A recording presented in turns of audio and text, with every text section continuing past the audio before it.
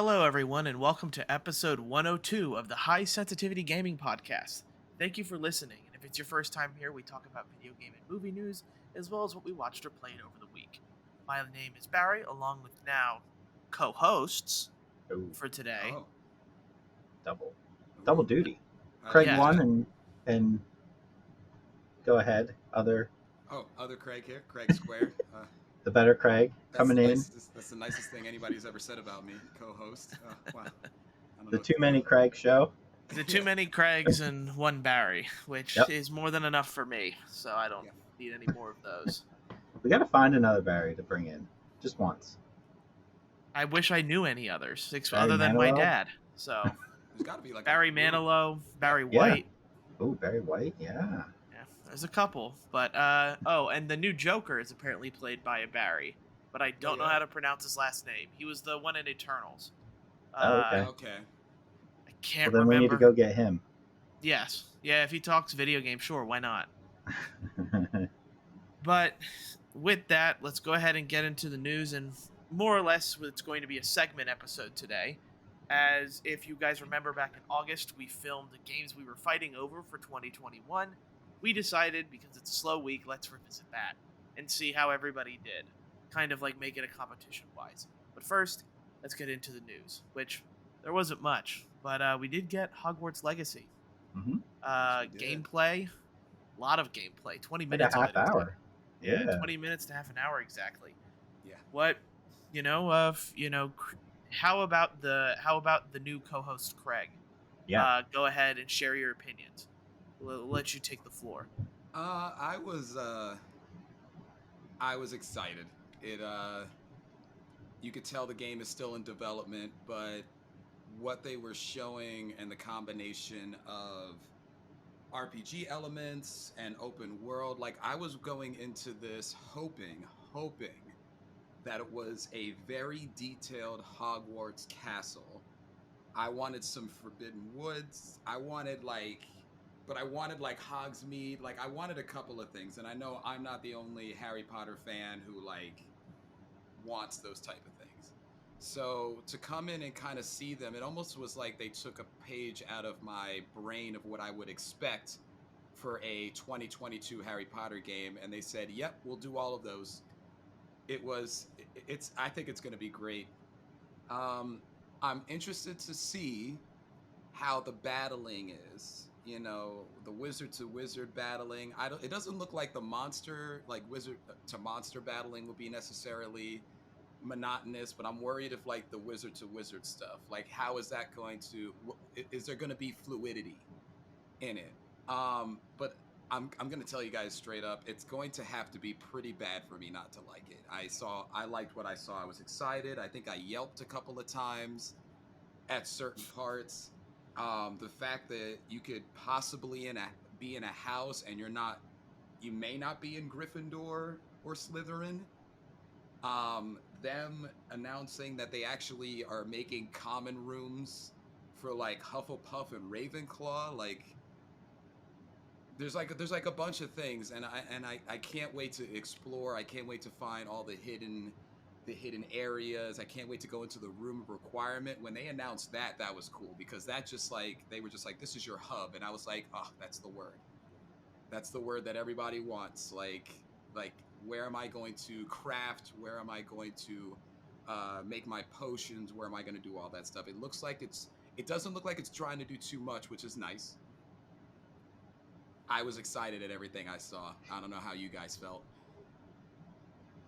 Um, yeah. I mean, it kind of seems like they mixed in a little bit of bully with going to class. Like I appreciate that. I've been yelling for another bully for a long time.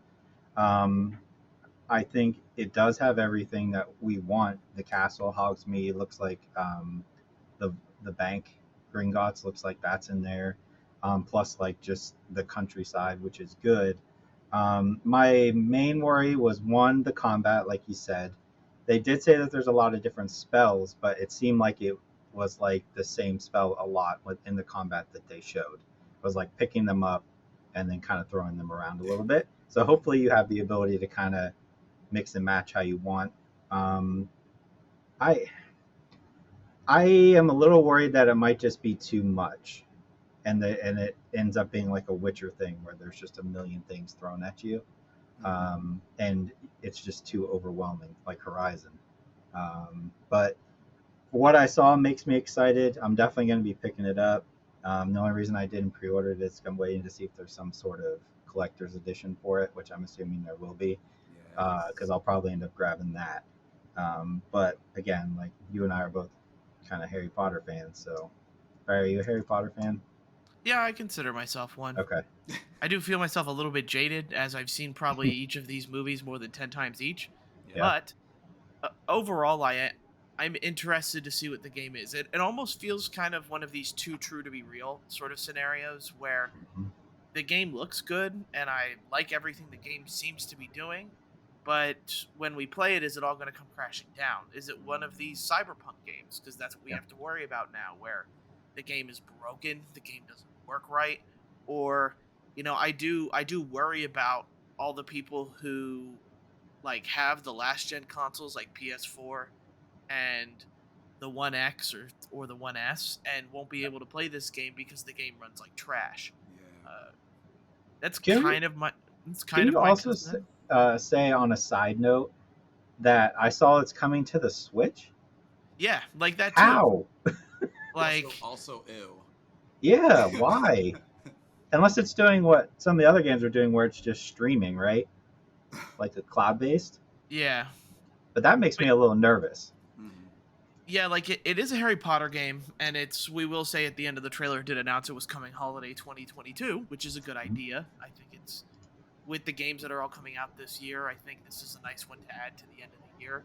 But like that is what I'm worried about. Like, for example, my mother is interested in this game, and and That's she funny. is a 1S, and she saw the gameplay and texted me about it, and was like, do I need the new next gen console and that kind of thing? And it's like, well, you're not supposed to, but I don't know.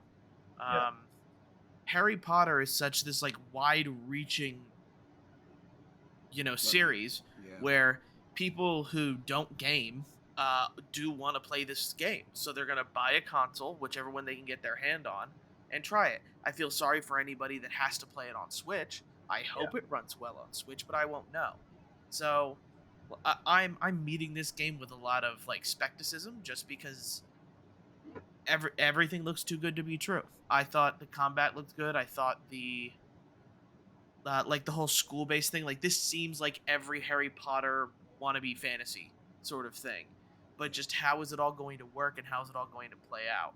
I want to see whether or not playing to good or bad, light or dark side of being a wizard or a witch, like differentiates the story, because you would think teachers would act different to you if that's the case, or your Mhm. one mentor who you're helping like with this ancient magic stuff would look differently upon you if you just started killing people. So Right. how does that work? Is the game going to, totally going to be multiple endings, especially because they seem to be making a big deal about the fact that you can be, a dark wizard. But Mhm. how does that all play out, and how do the people around you, you know, act towards you? Almost like how in Ghost Tsushima, where like if you use that fear tactic a lot, like people are just gonna, beg for mercy. Like, are wizards Yes. gonna do that? They're just gonna be like, "Don't kill me," that kind of thing. So, you know, uh, I am excited, but I'm gonna meet it with a bunch of, I'm gonna meet it with a bunch of hesitation, because a part of me, I don't know, I don't trust this game to come out and work right out of the bat, because this Yeah. game seems too big in a Yeah. way. So we have to see. Like we saw the pictures of them riding a broom, and the I forget what the one buckbeak or Yeah. whatever Yeah. kind Yeah. of You're Yeah. right. It's Buckbeak. creature he is. Yeah. Like we Hippogriff. saw those images, and it seems to be almost like Hogwarts is a small part of this huge open world, and and maybe there are certain set pieces that take place away from it because you're going on these adventures with your mentor. But yeah, like overall, the state of play did a really good job. I think the game looks great. It Mhm. just depends on all how it runs. You know what? I agree. You know what makes me curious? There's two things. Number one, like the premise, like you're a fifth year student and it's like never been done before. You just got inserted into your fifth year. You get to skip all 4 years, but then I think it's cool that they decided that that's how the school element pops in. Because you skip the first 4 years and you're just a fifth year, either by age or just because of your natural born talent that they describe in the trailer, you have to catch up retroactively with the classes. So, like, that fit the narrative for the classes nicely. But the other thing that's interesting to me is, like, they say that the seasons are going to change, but, like, what? Are you going to graduate in this game? Are they gonna Yeah. milk it and make it like a cash cow where they can basically create a series of like Harry Potter games that follow like a bunch of like it gets to like game 6, game 7? Like, I don't know how time is going to work as a factor. Like if you do graduate, do you then pursue act 3 in the game and then 4 and then 5 is the final act, or does it all get done while you're a student? Like, that's kind of what popped up in my mind. So I'd be interested, as we see more gameplay or hear more about it, how they're going to work with that. And I mean, I don't know if I'll be unhappy with any outcome. I just found it like curious, personally. I think it's You know- more of them not wanting the main protagonist of the game to be a child. Yeah. So I think that's why they did it. They're like, Okay. well, we can't have them coming in as like 8 or 9 years old because nobody wants to play as an 8 or 9-year-old. Mhm. So that's how I took the reasoning behind it. But yeah, I mean, for sure they're going to want to make multiple games if it does well. This is going to be a new series for them. Yeah, I do expect this game to be delayed. Yeah, probably. With all of the turmoil we heard about this game, like Mhm. especially, like I hope it comes out, but I wouldn't be surprised if it gets delayed till March 2023 or something like that, like one of the first new games of the 2023 Yeah. season, that kind of thing. But I was sad when I didn't see that date. I don't know. I'm Yeah. sure y'all were waiting for like a there's date. a reason. Give me a There's a physical reason thing. they didn't And show they the were- date. Yep. They were like, "Thank you for enjoying these 20 minutes. All these things and more will be available to you at the end of the year." Yep. Like, you're just I like, was really sitting there being like, all right, please say like July. You know what I mean? Like yeah, like coming out in 2 weeks or Yeah, something, no. But nope. Hey, as long as they get it right, we just don't want any more cyberpunks. Yep. Like, Agreed. But yeah, what are the other news stories you guys have? So we got the only other one I have is we got the announcement of The Quarry, 2K and Supermassive. It's kind of a spiritual successor to Until Dawn. ooh, So we're getting another horror game. The list of actors in this game is ridiculous if you look it up. I don't remember all of them, but David Arquette from Oh, wow. Scream fame, Justice Smith, you know him from Detective Pikachu. yes. Ariel Winter, I think she's from Modern Family. There's just a ton of people, and I enjoy these games. The Dark Picture anthologies have been great, but it's going to be nice to get back to this is a full blown game, not the here's $30 for a miniature experience, which are still good, but they're not quite the same as Until Dawn was. So I'm looking forward to this a lot. I don't know if they gave a date or not, but I'll for sure be picking that up. Yeah, it's definitely not my type of game, as we all know. So you're But going to stream it? you guys would love that, wouldn't you? Yes. Yes, I would. please. So, we have to see if it ends up being touted and a part of me is like, maybe one day I should play Until Dawn. Like, the thing Mhm. is, It's good, man. It's yeah, Mhm. really good. I know it's really good, and I've seen enough playthroughs of it where I don't think much would catch me off guard. To be fair, but who knows? To be fair, because I've seen so many people play that game. True. But, Yeah, Very but, true. I mean, I don't know if there's gonna be a baby in this new game, but I don't think anything could probably get that.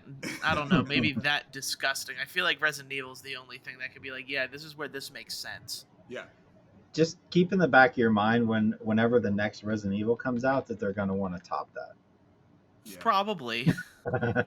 So they're going to make something worse. Yeah, I'm trying not to think. I'm trying to enjoy the moment I'm in now and not Yeah. being horrified in the future.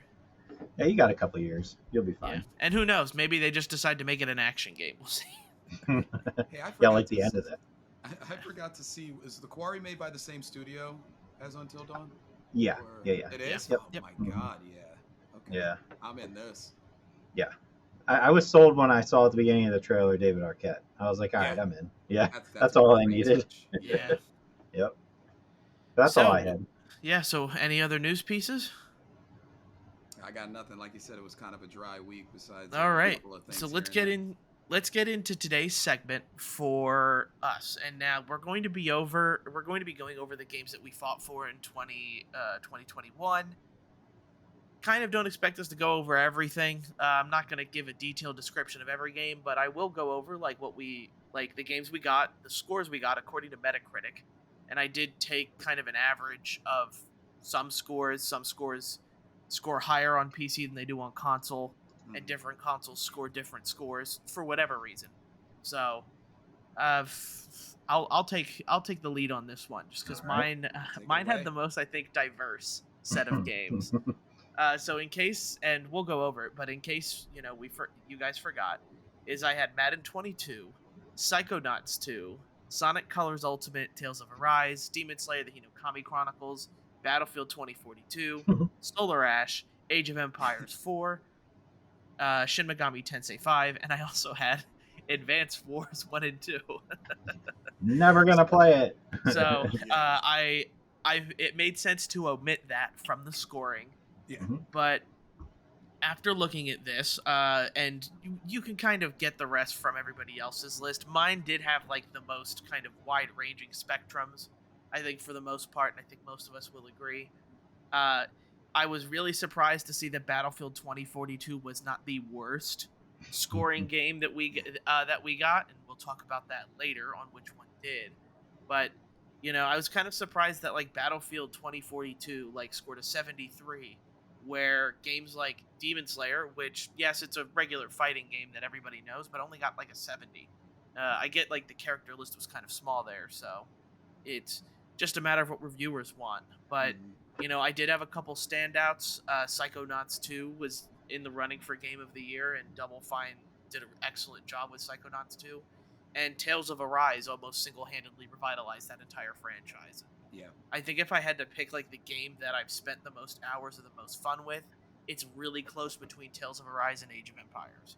So, I'm glad I got to play those games. Shin Megami Tensei 5 was more of what I loved, with like the Persona like type series, just more demon / dark apocalyptic sort of thing. Madden still sucks. Who would have guessed? No. I should have. I should have No known way. better. Sonic Colors Ultimate came out a buggy mess, but I was Yep. overall happy with my list. I was kind of surprised Solar Ash only scored at a 77, but that's like okay in the gaming world, and I can see why it's more okay. I just lean more toward the favorable side of it. Go down that list, Barry. How many of those did you complete? Oh God. The answer is 0. Well, you can't really complete of Age of Empires 4. True. I'll give you a pass on that one, and Madden. I'll give you a pass on those. You Did can't you actually complete? complete Battlefield 2042. How much did you 'Cause play it's of a- it? I think I played the maximum 2-hour demo that I Okay. got from Okay. that. Did But you you can't beat finish this? it. Did you beat the story mode of Demon Slayer? Yes, I did. Okay. Keep I going. had to. I had to. But yes, other than that, like Psychonauts 2, I did get some way through. Tales of Arise, like that's a 100-hour JRPG that was going to be Yep. rough in the first place.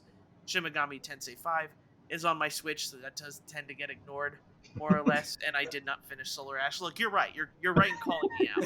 You're perfect. I'm just saying, we picked these lists. You're supposed to finish them, at least most of them. Yeah, but then I finished like other games that other people had. That's fair. That's fair. I'm We just did giving you a hard fight time. over these games, so some We of did. them I just didn't take. But We did. yeah, like overall, my overall score ended up at a 78.333, Not which bad. wasn't not bad at all. I thought it was going to be worse, but again, like I thought Battlefield 2042 was going to score like a 40 something, and that's what made me the worst. But it didn't. So overall, I'm quite pleased with what I had. Sure. As you should be. All right, How far did I'll you leave. get it- How far did you get in Shin Megami Tensei? I got I'm I'm past curious two 'cause I major. played it. I got past two major bosses. Okay. But then after that, like again, my Switch is a catalog of games and that I've played and then never finished.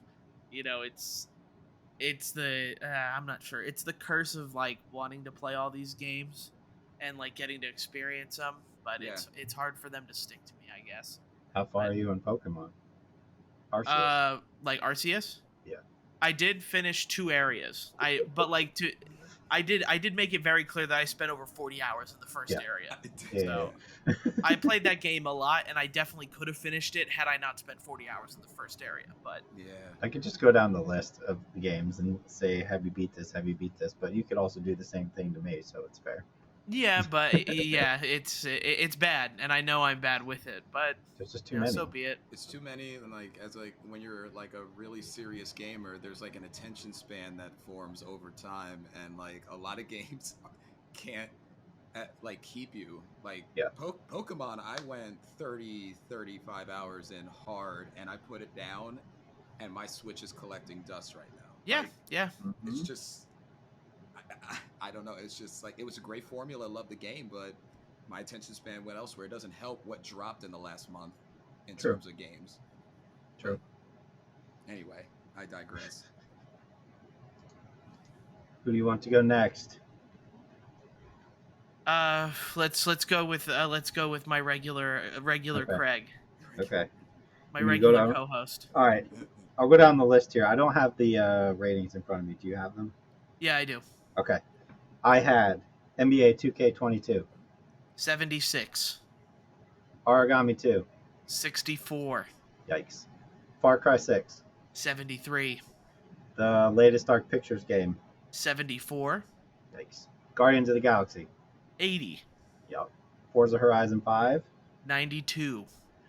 This one does WWE count since it just came out? I guess it does. No, we counted it. You We'll count drafted it. it, so All I'll right. count it. All right. What was the rating? 77, All right. Call of Duty Vanguard, 73, Halo Infinite. 87. Okay. So NBA was NBA. You know, I think it was better than last year's, but just kind of like Madden, it's kind of doing the same thing. Origami 2 definitely goes on the bottom for being trash. That game sucked. I have to Yeah. agree. It definitely wasn't anywhere near my favorites of the year. The Dark Pictures game I finished, but it tells you that I can't remember the name of it. That gives you my impression on it. House of Um, Ashes, I think. Yeah, maybe. Sure. Mm. Wasn't as good as the other ones. I think the highlights, though, Guardians for sure. Yeah. We knew Surprised Forza. at just an 80 though. Yeah, it Like should be higher. I should thought be. it was going to be higher too. I was really surprised at 80 because like I think all of us here would agree like that game deserves like probably an 88, like And it's something on- really high. Because It's on Game Pass now. Yeah, like I loved So that It game. is. Yeah, that game's great. Forza, we knew it was going to be good, and it was. Call of Duty was, man, that got forgotten quick. Yeah. I was hot on that for a minute, and then it died off. I was hot on Halo when we were doing Game of the Year. That died off. Yeah. I don't think anybody's playing Halo anymore. And then Far Cry was good. I didn't actually finish it. Fell off of that, but I enjoyed it. And then WWE just came out, and that game rocks. So I don't think it was too bad. Origami 2 was the worst for sure. Yeah, you had the best and the worst scoring with Forza Horizon being 92 Yeah. and Origami 2 being at 64. I was actually kind of like, and I remember because I watched I rewatched the video. Like Origami 2, I was actually pretty excited for. Yeah, you were. I was excited that it was going to build on the original, but then it did so many things that I just don't like with the whole kind of hub area and online is a mess. Like they really touted online being a big feature for it, but online like it just does not work right. Enemies don't respond to being hit. Enemies are literally invincible to some of your hits, and occasionally it's just really hard to even like go through an area without the game feeling like it's punishing you for its own mistakes and bugs. So Yeah. Oh, jeez. you know, a It part was of me's glad that I didn't get to have that. I think for me, the winners were Guardians and probably WWE, honestly. I think those are my two top out of all of them. Yeah, I feel like with like Halo is definitely one of the top ones as well. Like Mhm. the story mode was a lot of fun. It's just that I don't think the multiplayer grabs any of us really in No. any way. No. Well, Halo multiplayer, I feel, is a really weird particular brand, and people who love it are still playing it right now. But people like us who aren't really for it are probably not paying much attention to it. Yeah, I agree. I didn't touch it at all, actually. I don't think I. Yeah, no, I didn't play it once when it came out. I played the beta, but that was it. Yeah, I enjoyed exactly. it for some time, but Yeah. I mean, it fell off like everything else. Yeah. All right. But yeah, overall though, I will say your score calculated to 77.4. So Okay. just slightly below mine, but let's be honest, if you didn't have Origami 2 bringing that score like far down, you would have got me by a good country mile there. Yeah. So, it's the Achilles heel there. yeah. I picked it. I gotta accept it. But then all right, Craig Cox. So, All right, what do we got? do you have the list? Do you have the list and the scores next to you, or I do. do you, I have it okay. in front of me. So Ghost of Tsushima Director's Cut, that was an 83. I got a Deathloop running in 88. Just gotta pat myself on the back there. Love me some Deathloop. Kenna Bridge of Spirits at 81. Metroid Dread at 88. Back for Blood at 77. What was I thinking? Sometimes you just look back on your life and you're just like, So what did I hyped do? for that. Yeah. Pokemon Diamond and Pearl is a 73, which ironically got a lower score than Back for Blood. Yeah, that's weird. Mario Party Superstar is at 80, and then Dying Light 2 at 76. That's a pretty good list, honestly. Yeah, you have. I think for the most part, you have a lot of the mainstays of a lot of these games. Like I see, like the risks you did take. For example, like Deathloop 88 Yep. reviewed outstanding. Game of the year for a lot of people. Yeah, Kenya, I think 81 reviewed fairly well for being the indie, and I was super excited for that. But then you also had like a letdown with like Back for Blood, and to be fair, I don't think Back for Blood necessarily deserves a 77. I did think it built on that franchise and tried to make it fresh with how its operator or director system works. It's just that it's too bad that at the beginning of the game at the launch you did have a couple issues with difficulty, especially. I feel like that the difficulty curve really brought a lot of people down on that game. Yeah, it was random. It just like you didn't expect that big of a difficulty. It's like not a From Software game. What are we doing here? Like, you know, like yeah. I was not pleasantly surprised at that part. I think 77 may be too harsh, but I'm also in the avenue of not bringing it up much higher to be like not as harsh. Like it would probably, if it were me, if it was Craig a critic, it'd be 79 or 80 instead of 77. But it's just kind of funny when you look back, like how I was really talking about that one and like defending it. And hindsight's 2020, you know. But Deathloop for me felt like a great call. Metroid Dread was an obvious in a way. That wasn't a risk. I don't know about that because we hadn't seen a Metroid game in a long time. True. And this Metroid game isn't what people wanted. People wanted a first-person shooter type of, and I think, what was the game on GameCube? I can't remember. Metroid Prime, I think, is what they were looking for. Mm-hmm. And instead we got Dread, but Dread became a cult classic. Yeah, it did. And, if it's not so much foresight as it is to, just wanting to play the game, but, like, that game definitely, like, helped you out there as well in the overall, because your overall was 80.75. Good. You did good there. You did good there, Craig. Oh, thanks. I mean, I don't know how I feel about Dying Light 2's score. I know that they were trying like a bunch of different things, and when I say I don't know how I feel about it, I am not trying to defend it. I was just quite surprised because if you were to transport me to like 2 months ago back in time, I thought it would have scored higher back then. But I'm finding out because I didn't used to be a pre-order guy until about the last like 4 years, maybe 3 years. I'm finding out that some of these chances that I'm taking, like just like the get-go, like see the trailer, see the state of play or whatever, and loving it. Once the game drops, it's just like, I feel like I'm a naive gamer sometimes. Mhm. Like with that, you like want a game to work, and then it ends up being like Biomutant, where like that's one of my favorite follies of last year. I was talking about that game, and it did not end up well. But I mean, Ghost. They brought it back. They added enough content to Ghost of Tsushima with EG Island to like make it worth it, and they stuck it in a part of the game where you had to replay the other stuff and just admire the beauty on your next gen console. It's just, it was great to like really go through that game. Deathloop, I stood up and applauded at the end of that. I can't say much about Kenya, but Dread actually, both of you beat it, right? Mm-mm. No. You didn't beat it. It's got a I heck didn't of like it.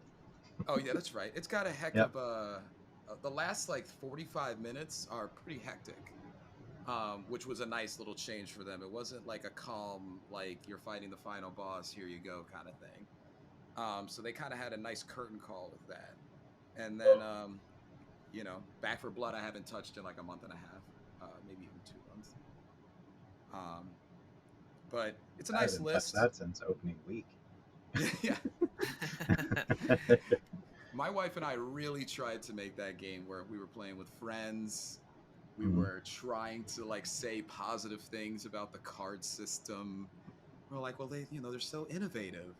It's like it's Zombie the Gathering. I was making jokes like that to try to like make it like work, but I don't It's know. like trying to justify a bad tattoo.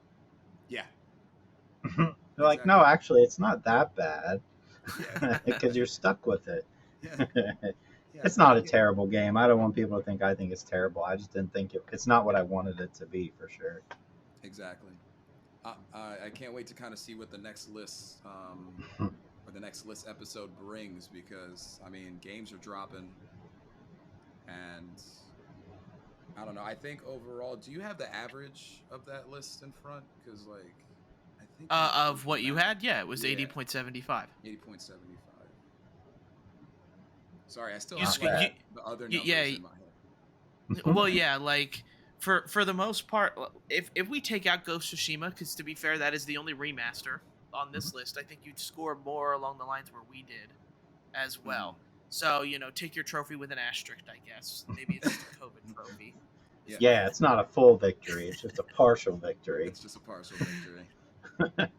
But like you did fight for those games that Mhm. you really fought for, and those ones like did help you out a lot. Like there's no doubt about that. I would not have taken Deathloop because I just didn't know. Metroid Dread isn't really my type of game, but it reviewed very well. So like those two games like definitely does you in very well. Yeah. And Kenya was a very high touted indie title, but it scored averagely and people like it, and that's what matters. And overall, if I could change things, or like based on the games that like we all played a lot, that like aren't on our list, like I would take Mario Party Superstars because I did end up playing that a lot and I did really like that game. Where probably like I know you loved Tales of Arise, Craig. So there's a couple like trades we probably could have done, and people would have had like better overall lists. If we could, we probably would have all kicked Origami 2 just out Yep. of it already. Send it to free agency in the sake of NFL season free agency. Send it to the D League or the G League. Yeah. or like for Guardians of the Galaxy, like I just remember like we were so hesitant because we didn't know Mhm. what that game was, because like that's seeing these scores is what I'm looking over, and like our official opinion or our retroactive opinions on these games, like Guardian should have scored higher. Yeah, for sure. WWE 2K, while a very recent release, I thought should have scored higher. I actually really like the new NBA game, but I'm not as jaded as Yeah. Craig is with like how everything's kind of done there. But other types of games that like I was really excited for, like Solar Ash, didn't review as well as I'd hoped.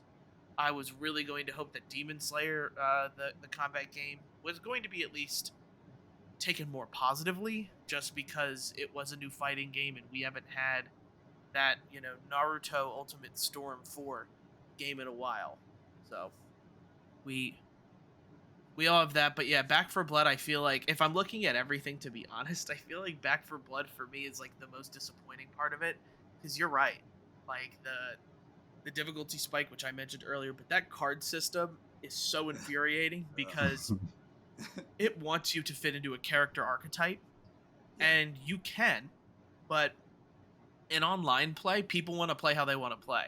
So even if you're the doc character who gets bonuses with healing, people can just use the card system and not spec it to her kit or her strength. So then you're all just kind of just a bunch of ragtag team of people. And to be honest, that probably should have been better if none of these people had abilities and if you just were able to spec your character however you wanted to. But to each their own, I guess. Or they could have just not done the card system at all. Yeah. For the love of God. yeah. I mean, we weren't asking a lot from Left 4 Dead. Like, Left 4 Dead was simple and amazing. It was like that, I don't know, that recipe that your grandma makes, and she had like 5 ingredients, and she made the most amazing thing out of 5 ingredients. Yep. I don't know what it is. It's like this, like, trying to please gamers, or trying to please a specific niche of gamers, but also transfer it to a wider audience. But we just keep seeing people or developers trying to just add these things and like shove it into the game, and it's just like, it's not sincere. It's not fluent. Yeah. And that's what turned off myself, my wife, and a lot of players like you guys as well. Like, it's just like, oh, that card system. Like, come on. You don't need it. You're killing zombies. We love that already. Yeah. Yeah, true. And then Battlefield 2042 is the other disappointment, which... I think what's a word below disappointment? Because that's where it belongs. Train wreck. Travesty. Yeah, travesty, train wreck. It's all of that. I can only hope that, and I'm going to compare it to another game that tried to do only online many years ago with the original Titanfall.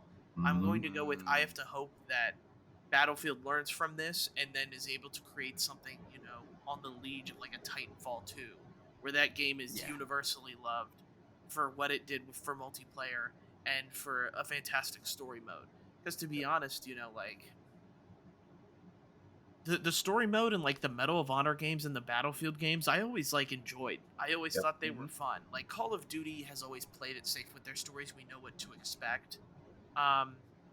Battlefield could do a Medal for Honor type story thing, and I think it would, resonate well with a lot of people. But I have to hope that the company EA, which, they're not going to learn anything. Nope. Maybe they're just going to take Battlefield now and just dump it in the trash. Who knows? With how big of like a failure this game was. Maybe they decide to revive Medal of Honor, which might be the smarter move. Regardless of what they do, though, this year is not the year to do it, because Modern Warfare 2, that campaign's going to be phenomenal. Yeah. Right? So, like, this ain't the year to do it. I think you wait till next year. I absolutely agree. But all right, with with that segment over, look forward to when we do this for 2022, probably sometime in June, July, or August, before all of the games for the holidays come out. And I look forward to doing that one, because it's definitely a fun way to recollect on the games that we ended up playing in 2020. I like this. And Advance Wars 2 didn't even come out, so maybe you can put it on your list again. Yeah, can I? Would you guys allow me to carry it over with no fight? Yeah. You can carry it over. That's fine. All right, we already have one game for 2022. And you still won't play it next year. Yeah. Well, yeah. If that ever comes out this year, because of current climate, political situations, it just didn't make sense to release the game. And who knows if it'll make sense in the holiday season either. So fair. We'll leave it at that. But let's go ahead and go into games that we played this week, which. For me, all I played was a lot of Elden Ring. It's my own fault. Stop. Yes, I agree. I wanted to play Tunic. I have it downloaded, and I'll have opinions on that next week. But let me hand it off to Craig, who did actually play Tunic and is actually like a good I did. gamer. I played this week. I played Tunic, Grid Legends, and Stranger of Paradise. Ooh, Oh, you did end up playing it. I did play the demo. Oh, I So played the game. I can't wait. you for your have the thoughts. game? Yes, it's Oh boy, this is gonna be I interesting. can't Anyway, wait for your thoughts. what did you play, Craig? I'm gonna be honest. It's been a lot of Elden Ring. Get out of here, both of you. I'm ending the but- podcast. It's over. I mean, Stop playing it. I'm halfway through Horizon, but then Elden Ring dropped.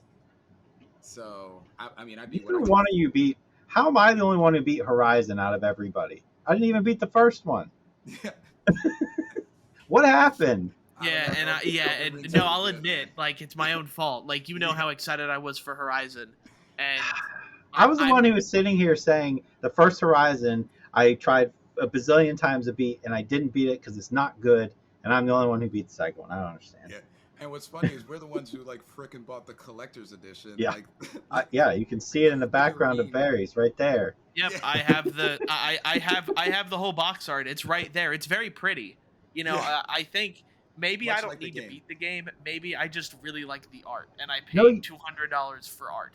You need to beat the game so we can have a separate podcast so I can get angry and talk about the ending. yeah. Yeah, That's what we need to do. How far did you get, Barry? in Horizon. Horizon. 5 hours, 2 hours. I'm He did the asking- intro. you guys know the part where Oh you my kind God. of meet you meet the three clans. Oh my god. You're at Like the 3 part- hours. Oh, Yeah. That's like 3 hours, man. Yeah, I put yeah, 60 hours into that game, Barry. I know, but like I am, and here's the thing, I am like I'm trying to burn myself out for Elden Ring because That's easy I to am. do. It is. It's But getting it's not easier good. now. Yeah. Okay, you can't say it's not good. I will. I really like Elden Ring. It's That's pretty but- good. Like, to be honest, like it's kind of a bad thing to hope for, but I like yesterday after I got done with Elden Ring, I was like, I am so close to being burned out. And once I'm burned out, I'm gonna be able to play other games because I don't want to play Elden Ring anymore. So, and that's- God. I mean, it's like it's the problem of trying to like bring yourself back to that gameplay difficulty mode. Like I unfortunately had a day or two in the past 2 weeks where like I was out like maybe getting groceries or at work, and I had an idea of what I wanted to do when I got home in Elden Ring. I was like, when I go home, I'm gonna explore this, and then I need to get this thing because I know that's just, like, you know, it's just. I'm sad that I have not picked up Horizon since Elden Ring dropped, but at least Barry, if I can make fun of you for a second, I'm about like 25 hours or 30 hours into Horizon. yeah. Pick on me. That makes sense. You know, need pick to on go the guy ahead, who pick on take- the guy who never finishes any video games anymore because he's too busy playing 17 all at once. Yeah. Take that beautiful box you have right there in your background with that beautiful statue and go ahead and bring it over and drop it right in my house where it belongs, apparently. Oh, okay. You Yeah. know, For the And true you know what? fans, I should do that just so when I beat it, I can take There you it go. back. you That's can what have I it should back. do.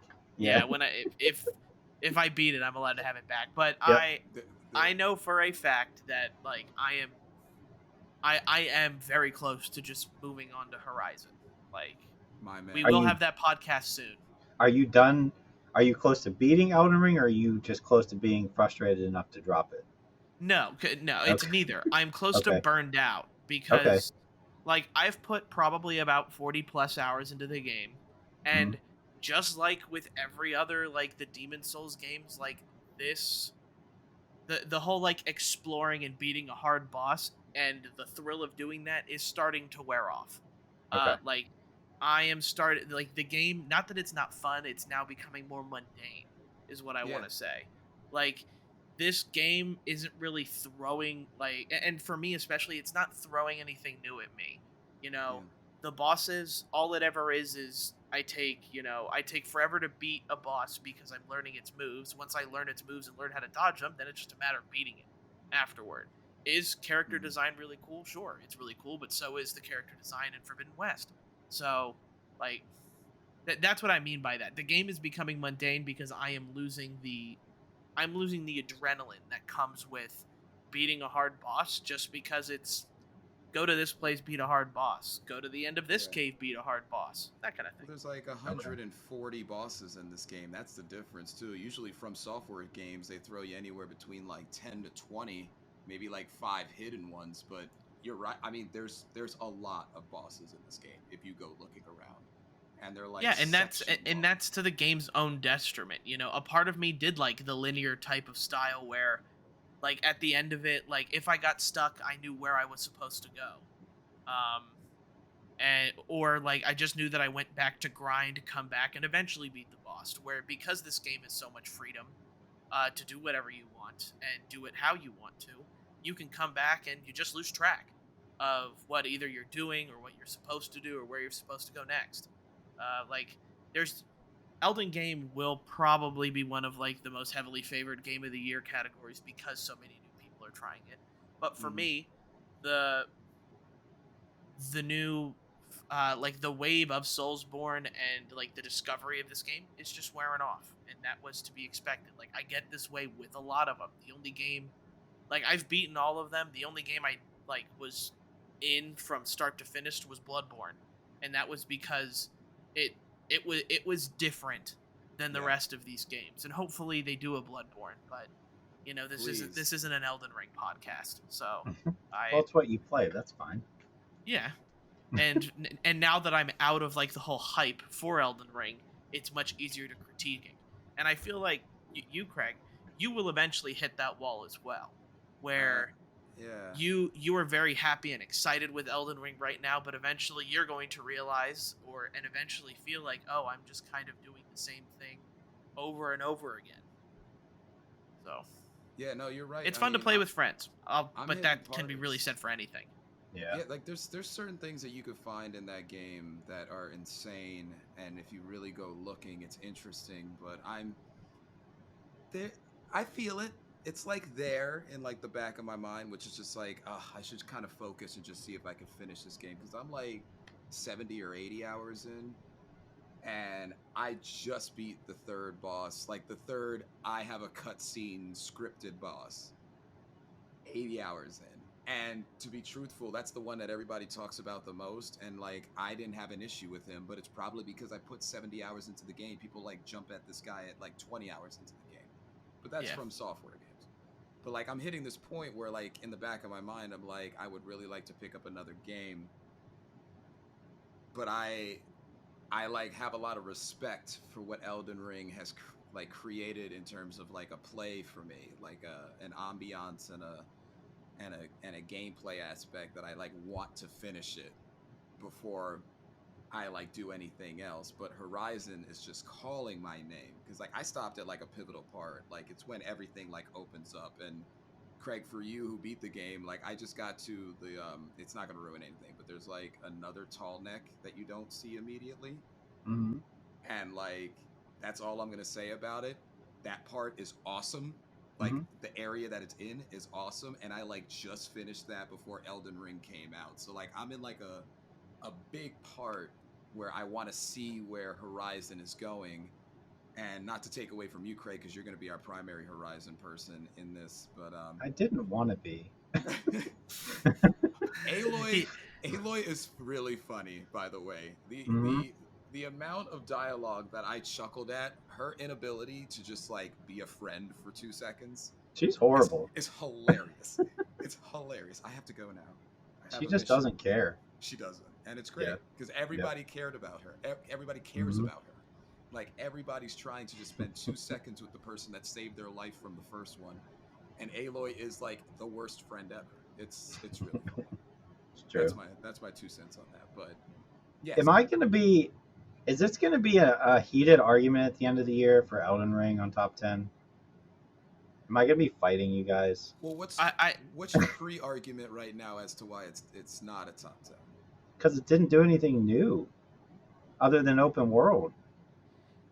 It is more accessible, is what else It's is I still a think is Souls game, yes, Yeah. but that we expected it to be a Souls game, right? but it can't be. You can't overlook. And the thing is I at the end of the year we have to see it. Who knows? Yeah, Elden Ring could be a very distant memory from here until hopefully. until 2023. Yeah. But it you can't deny the fact that Elden Ring, like a Soulsborne game, which used to be just for the Soulsborne people, Mhm. grew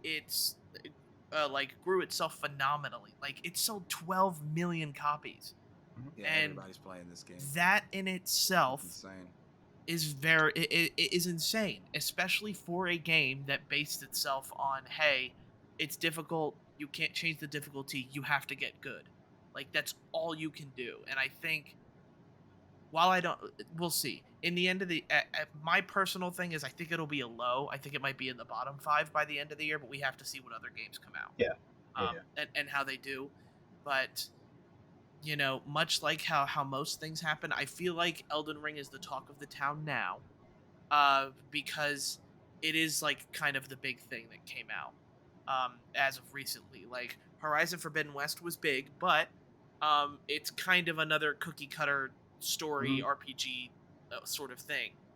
Gran Turismo has come out, but it's another racing game that is more specific to a niche of the racing community rather than trying to be a Horizon. So I feel like when that next game comes out that everybody's supposed to talk about, I feel like Elden Ring is just going to go to the side. That's just how Maybe. that's just how I feel. And I do think it will, because I would be interested also, like if they ever release the numbers, how many people actually are still playing Elden Ring 2 months from now. Because people who beat the game probably stop, but I want to know the amount of people who reach like the first boss, hey, this game's too hard, I don't want to play it anymore, and then stopped. That kind of thing. Yeah, that's fair. I guess we'll find out at the end of the year. Yeah, what game do you think would be in that release category? Like in terms of like hype? Because I know we get Gotham Knights in October. Mm-hmm. And if Harry Potter does come out, that's its boxing rival, definitely. Potentially, like, hands down. God of War, if that comes out this year, right? Oh my God, Yeah, like please. there's games like God of War, there's games like Hogwarts. I also think it depends on how things review. Forspoken could definitely do it. Yeah, sure. I think Ghostwire Tokyo, Could be. while releasing kind of close, like I'm a little bit hesitant on Ghostwire Tokyo, but like that's another game. Or even this Kirby game that's coming out next week. If it's that good of a Kirby game, like sure, Kirby's more of a family game, so it's not going to take much of the Elden Ring base players away. But that's the kind of stuff that we have to keep in mind. True. That's a good point. All right, now that we've talked enough about Elden Ring, You got your Elden Ring in. We could have stopped. we should have, to be honest. But going to the game, yeah. All right, so it's very funny to me that Elden Ring I just could not stand, and then Tunic came along, and I was like, "Ooh, look, a Souls game," and I like it. I think it's just the different style, like the top-down Zelda style. I think that's what makes it work. I'm having a lot of fun with it. It's definitely, I don't think it's definitely not as hard as like Elden Ring or a Souls game, but it's challenging. It's very obvious that's where the inspiration came from, that and like Link's Awakening. But yeah, I've been having a lot of fun with it. It kind of came out of nowhere that they dropped it on Game Pass, because like I didn't even know it had a release date until I saw randomly a news article that was like, "Hey, Tunic's out," and I was like, "Hold on." That came out. Yeah, of nowhere. I was listening to a couple podcasts and a couple people streaming Tunic, and apparently his plan was not to do a Game Pass day one sort of game, but then at the last minute, I guess Xbox went ahead and either the creators of the game went, hey, there isn't enough hype, let's take the money from Xbox sort of thing, and they decided to do that. But I think for a lot of reasons this game will succeed on like Xbox and probably succeed on PC as well. I am excited to play it. Yeah, same. More people are going to get their hands on it, because I would not have purchased it, right? Because I'm like, oh, it's a Soul style game. Absolutely not. But since it's on Game Pass, I'm like, yeah, I'll try it out. and then it kind of hooked me in that way. I kind of appreciate in the game that like just like a Souls game, it drops you in and doesn't tell you anything at all. Nice. It's in even like when you pick stuff up, and it's in it's not even a language; it's gibberish, so you can't even read it, what it's saying.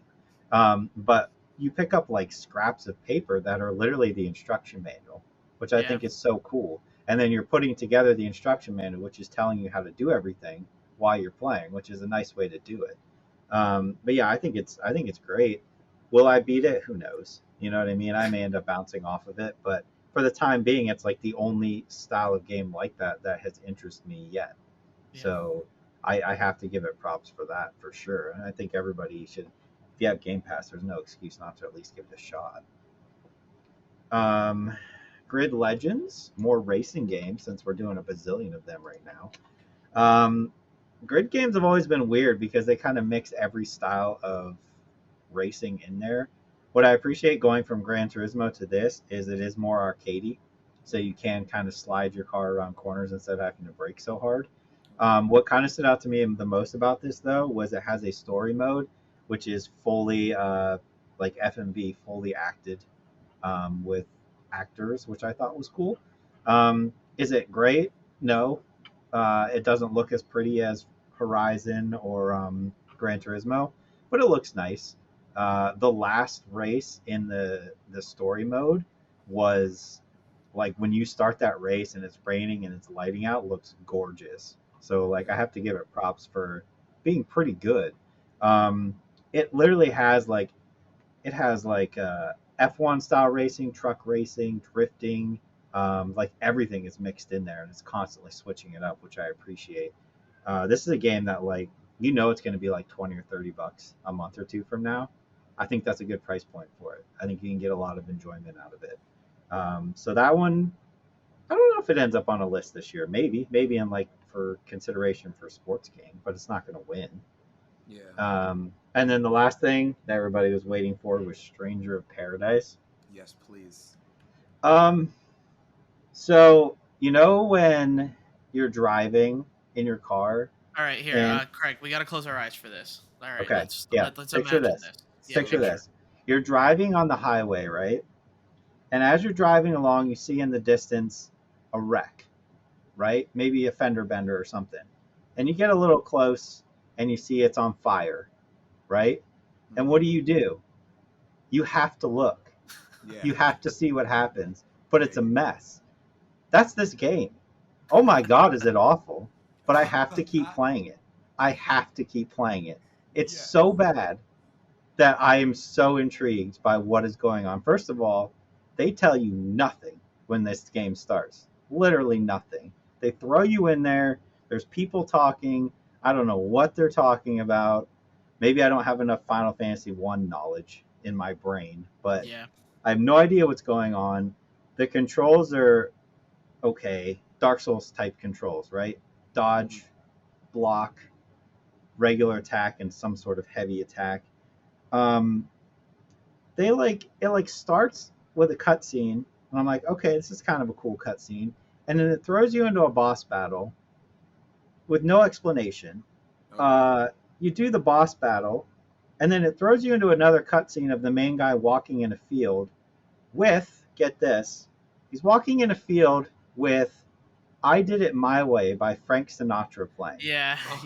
Why? Yeah, this is the demo. Why? Demo. Yeah.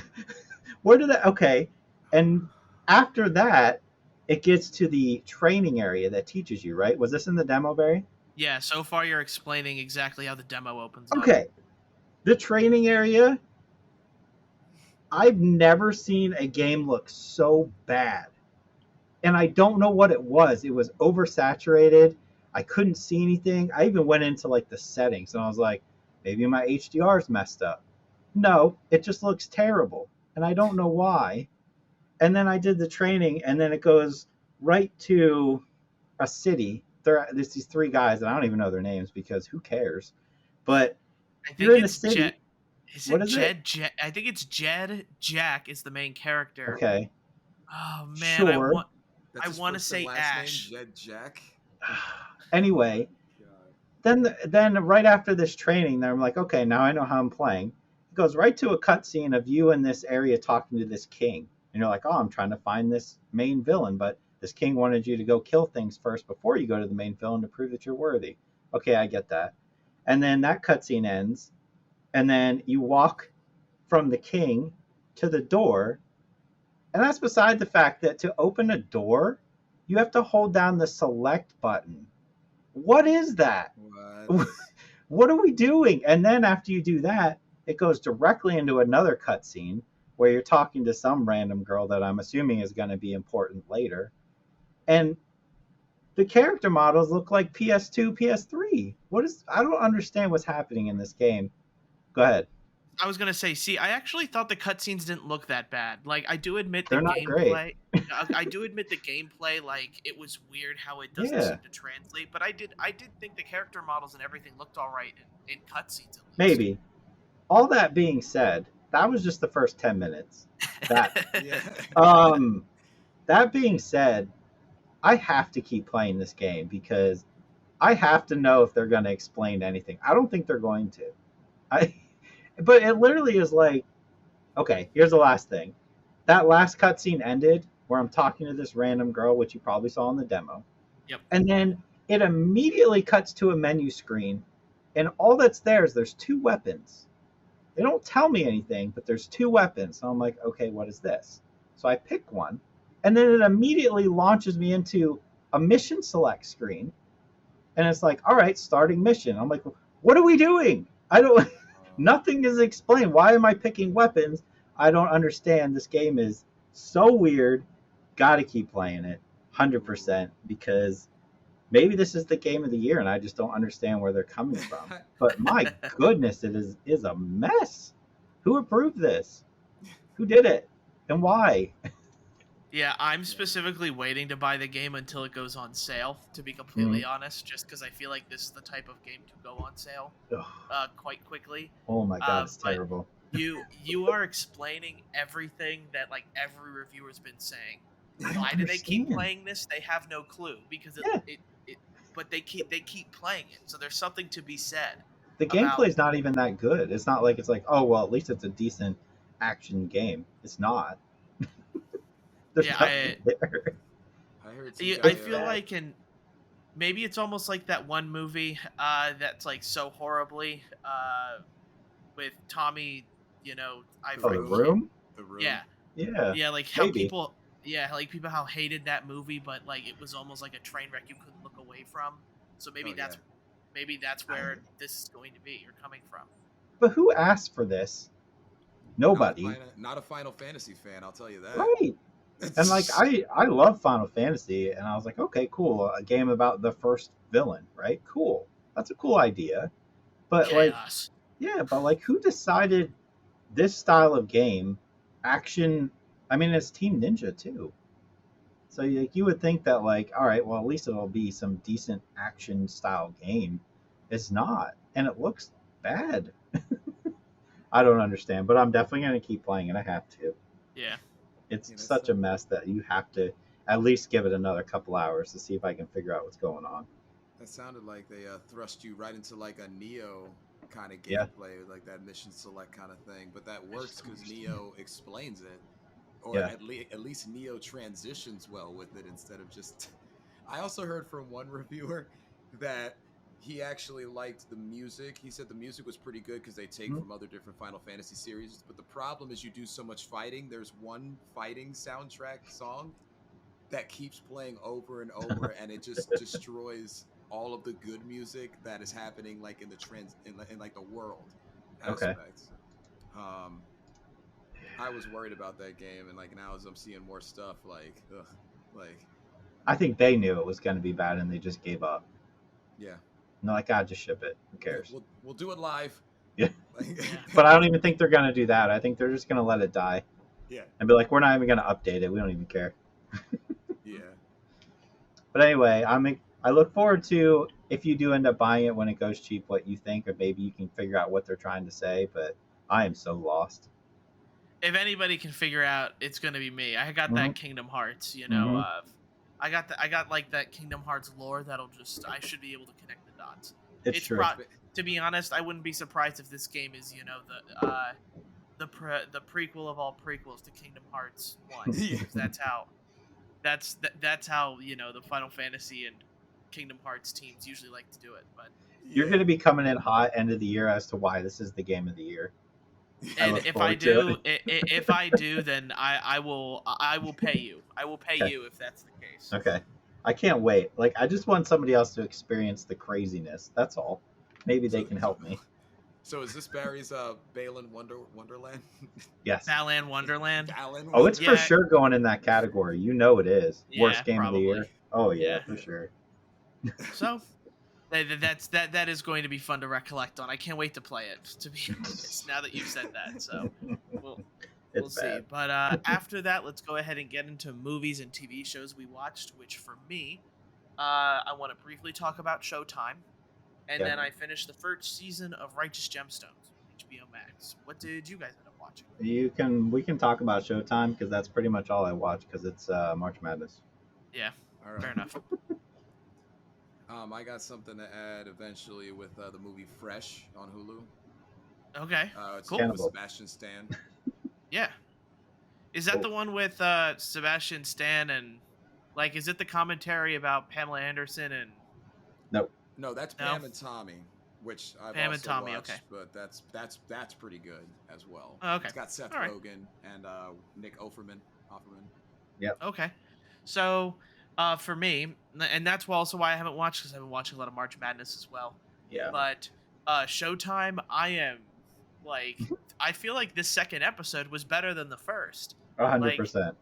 It is so entertaining. Like all of this Game of Thrones type of political drama with basketball. Like Yeah. that's what it feels like it is. You obviously have the characters we're rooting for, but you also have the evil Boston Celtics, and that's hilarious to me. As a Sixers fan, I don't. There is a rivalry between the Celtics and the 76ers, that type of thing. And I wasn't around to of course I wasn't around to see basketball during the Lakers and Celtics era when all that rivalry was starting.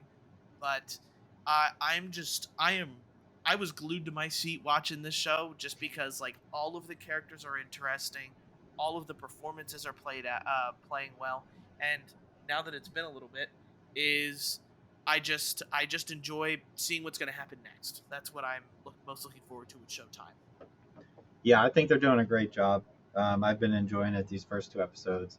Very good setting up that rivalry between the Lakers and the Celtics. That's really cool. Yeah, absolutely Classic agree. rivalry, definitely. Mm-hmm. Give me then that. Give me that Righteous Gemstones. Righteous Gemstones, I did get past their season 1. It is kind of more of a slow burn for me. It did take me a little bit to start really getting and understanding what is going on with all of it. But it is such, and it's almost like an area of the world I would never dive into because I don't care for it.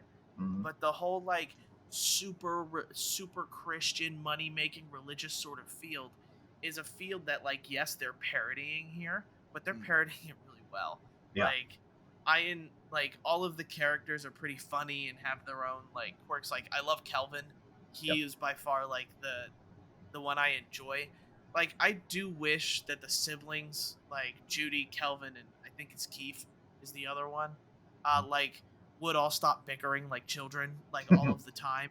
They Because won't. that's literally every episode is them fighting between each other.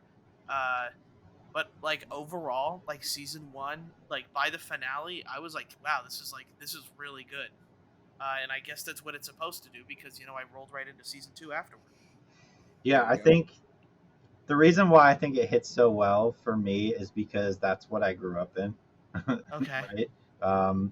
I grew up in that world, not specifically the mega rich church, but that Christianity world is where I grew up. So all of that hits home for me. But man, I just think it's done so well. It's extremely funny.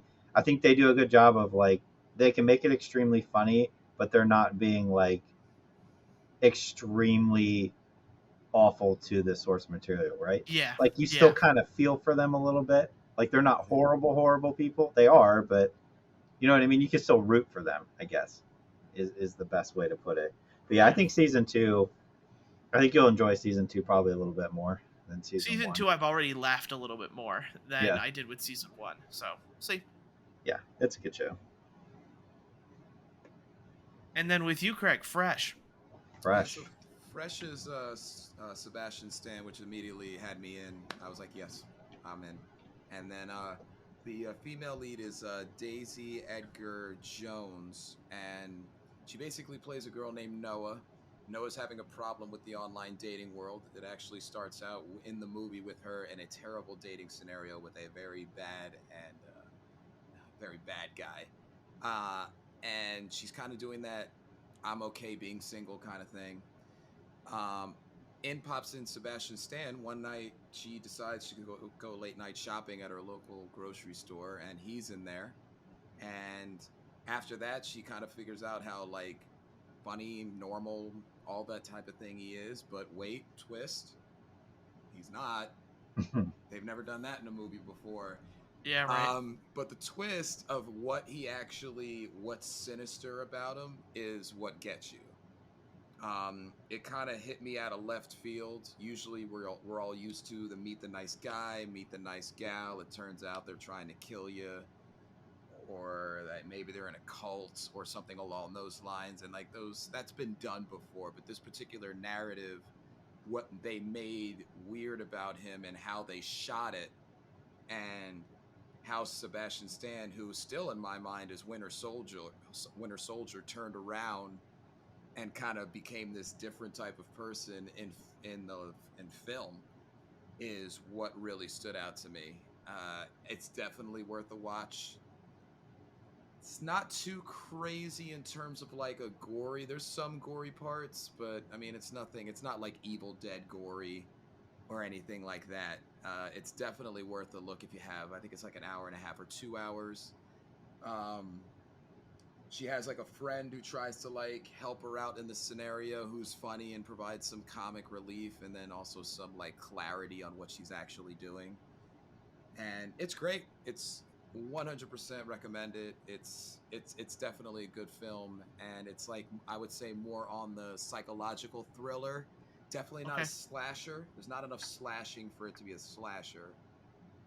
But it's definitely date gone wrong. It's definitely jumped in too quick to somebody you liked without really like fact checking or like doing that type of stuff thing. Definitely would recommend seeing it. Cool. If I could figure out my Hulu account, I probably would watch it. But my Hulu account is it's a mess trying to figure out how to get into that when you're part of the Disney thing. But other than that, that's going to be it for the podcast. Thank you guys for listening. We appreciate it if you would share it with your friends who might like it. And also, if you guys would review it on your podcast listening platform of choice, we would appreciate it.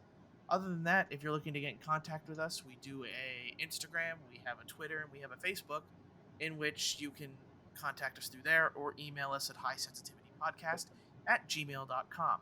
We are doing video format now, so this one will be available on YouTube. So if you're interested, subscribe to the YouTube. I hope to put more stuff out there, like one-off pieces and that kind of stuff on that channel. So look forward to that. Look forward to seeing more three of us with doing the YouTube channel, and maybe not all of us having to be together at once and different times, work for different people. We'll be able to do different types of content, whether it's like reviewing trailers and whatnot. Should be pretty good. But thank you guys for listening, and we'll see you next time. See you later. Bye, guys.